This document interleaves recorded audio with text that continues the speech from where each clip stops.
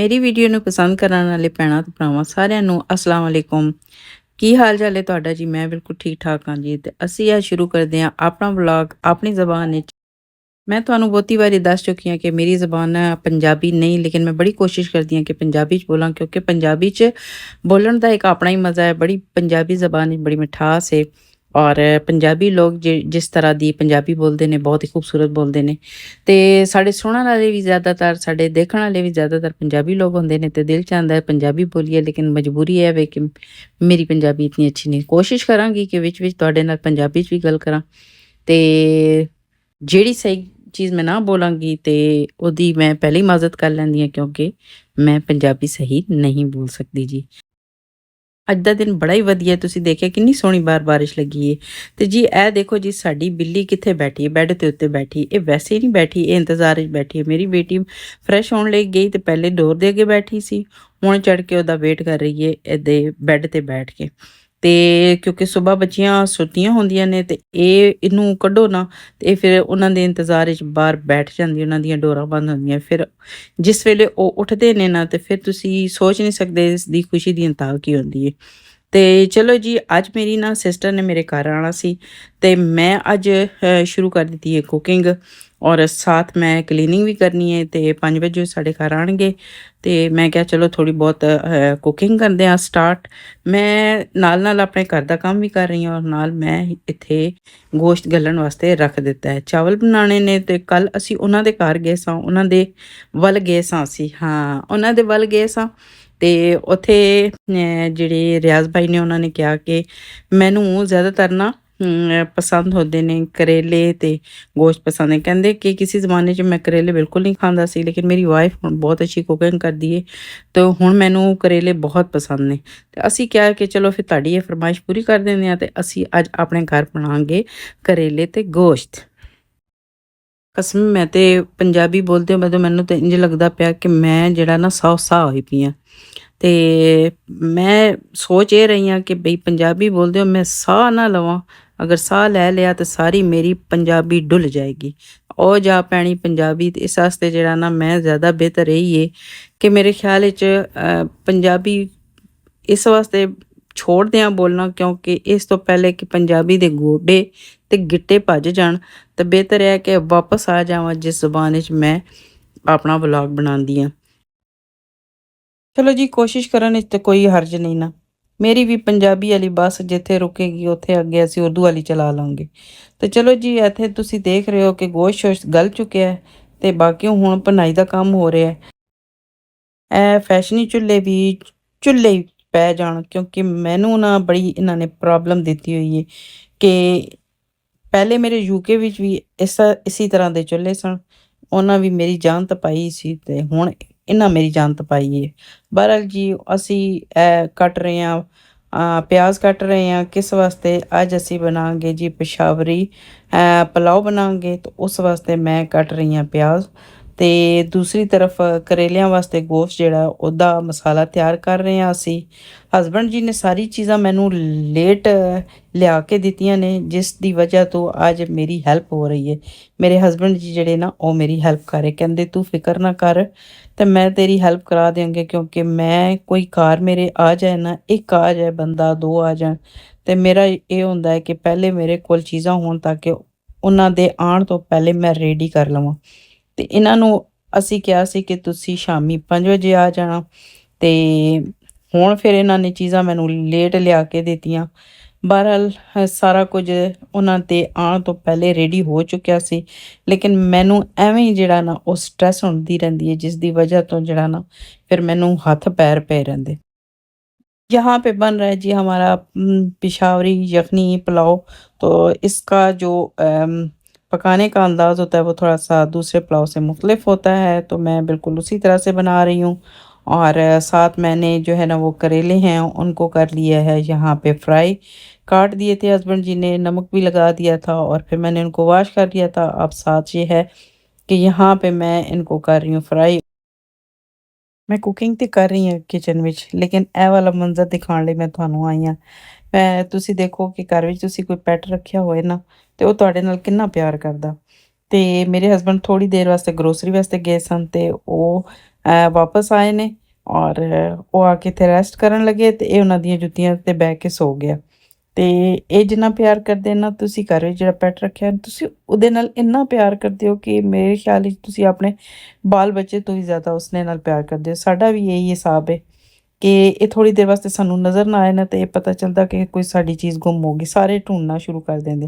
तो चलो जी इस नाल मैं दसनी है कि ये जी मैं बना रही हूँ ना पेशावरी जो हमारा यखनी पुलाव है, तो उसमें आप गोश्त के साथ-साथ आप इसमें यूज़ करते हैं जी ये वाले चने, और चने यहाँ पे मैंने टिन वाले लिए हैं और यहाँ पे वो भी मैंने ऐड कर दिए हैं, और साथ इसमें जाते हैं जी किशमिश यानी कि रेज़न्स भी जाते हैं।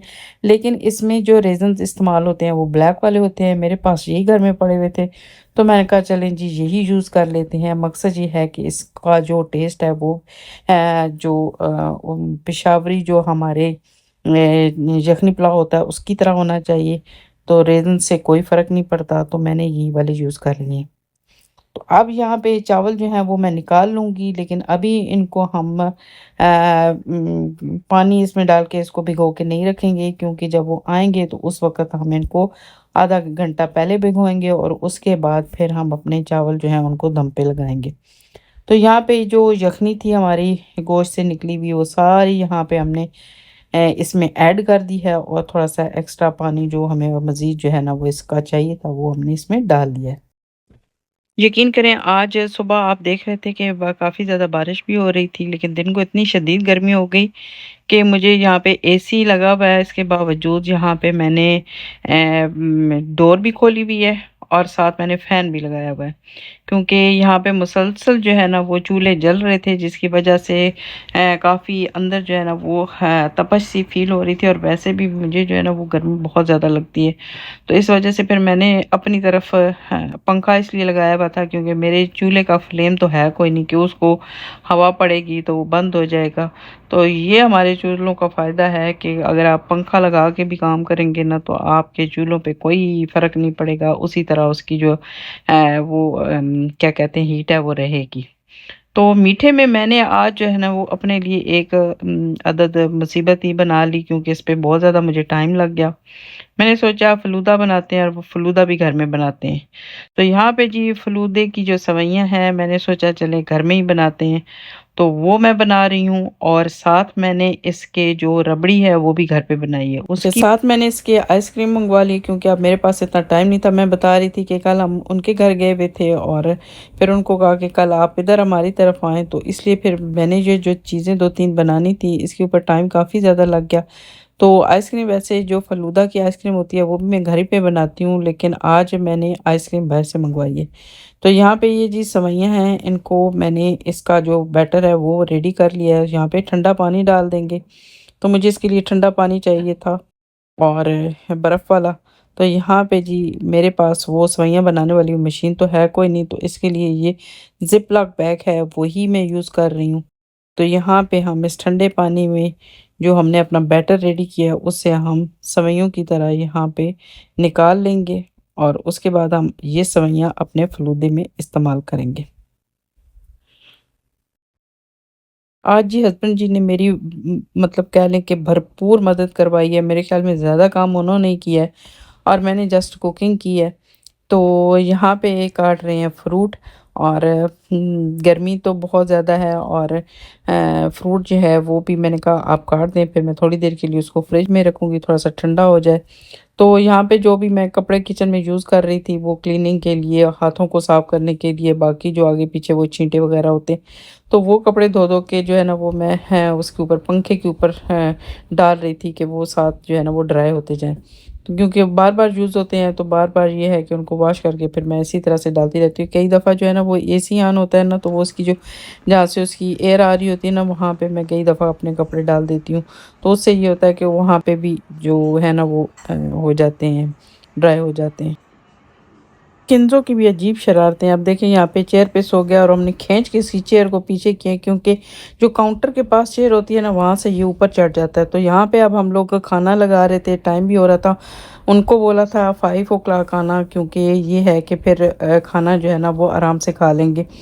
तो यहाँ पे हस्बैंड जी कहते हैं कि मैं खाना लगा देता हूँ। साथ ही उन्होंने फ़ोन भी किया उनको कि आप कब तक आ रहे हैं? तो उन्होंने कहा जी हम बस पहुँचने ही वाले हैं। तो इसलिए फिर वो हम लोगों ने खाना वग़ैरह यहाँ पे लगा दिया, लेकिन अभी जो है ना वो हमने जो हमारा खाना है वो नहीं रखा था। प्लेटें वग़ैरह सारा कुछ हमने यहाँ पे सेट कर दिया। अमूमन यहाँ पे लोग जो है ना वो शाम को 6 बजे खाना खा लेते हैं, क्योंकि दिन को काम पे होते हैं और शाम को आराम से जब घर आते हैं खाना खा लेते हैं। तो वैसे तो हमने कोई इतनी ख़ास कुकिंग करनी नहीं थी, तो अगर उनको दिन को कहते तो फिर ये है कि मुझे थोड़ा-सा अपने जो है ना वो इसका इलेक्ट्रिक जो मेरा चूल्हा है ना इसका थोड़ा-सा मसला होता है। मुझे पता होता है कि ये इसने जो है ना वो इतना तेज़ काम नहीं करना है, तो इसलिए बेहतर यही है कि इनको 5 बजे कहते हैं। तो यहाँ पे जब मेरे हस्बैंड ने फ़ोन किया तो वो कहते हैं हम लोग गाड़ी में बैठ रहे हैं, तो उनका घर हमारे घर तक का इतना कोई फ़ासला नहीं है, आते हुए बस गाड़ी में सिर्फ़ मेरे ख़्याल में 10 मिनट लगते हैं। तो जब उन्होंने कहा कि हम लोग आ रहे हैं तो मैंने सोचा चलें अब यहाँ पे रोटी भी बना देती हूँ, ताकि जब वो आएँ तो फिर सीधे आके जो है ना वो अपना जो है ना वो खाना शुरू कर दें।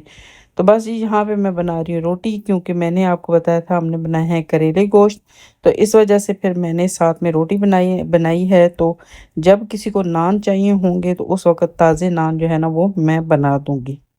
तो चलिए जी हमारे मेहमान भी पहुँच गए हैं, मैं ऊपर से देख रही थी उनको, बच्चियाँ नीचे गई हैं और नीचे जाके उन्होंने है छोटे बच्चों को लेके आ रही हैं साथ, और यहाँ पे मेरी सिस्टर हैं और वो मिल रहे हैं। तो दिन को फ़ोन भी करते रहते हैं, गपशप भी होती रहती है, लेकिन ये है कि अभी ही बच्चे भी आए हैं तो बड़े जो है ना वो एक्साइटेड हैं यहाँ पे आने के लिए। तो यहाँ पे जी हम उनको मिल रहे हैं।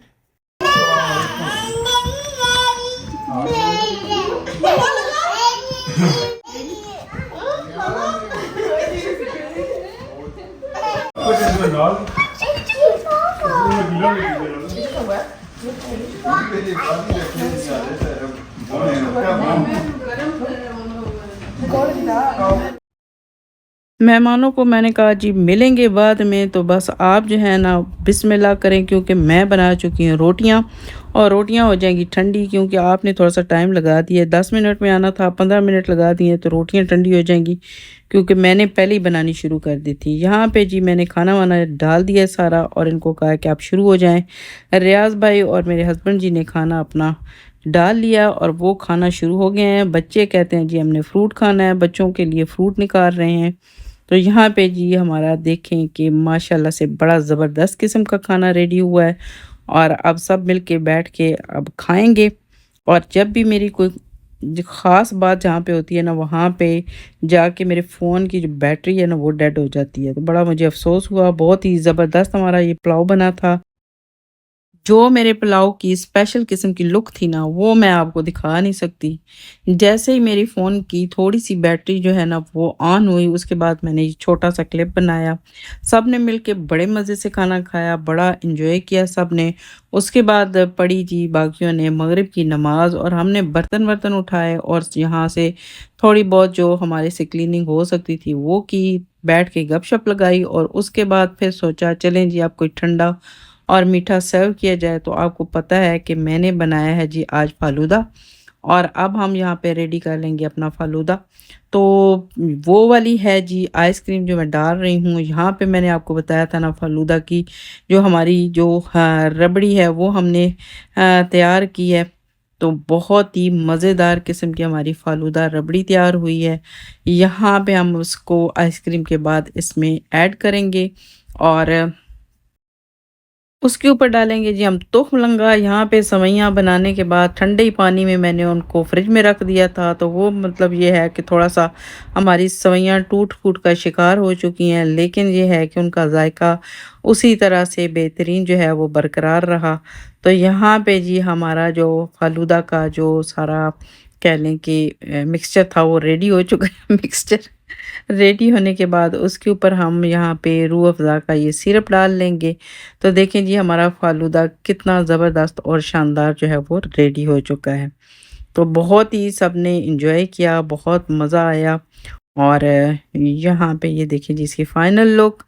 तो आज का हमारा व्लॉग कैसा था आप बताइएगा? हमारी सारी रेसिपीज़ कैसी थीं? आपको कैसा लगा आज का व्लॉग? अपनी राय का इज़हार ज़रूर कीजिएगा।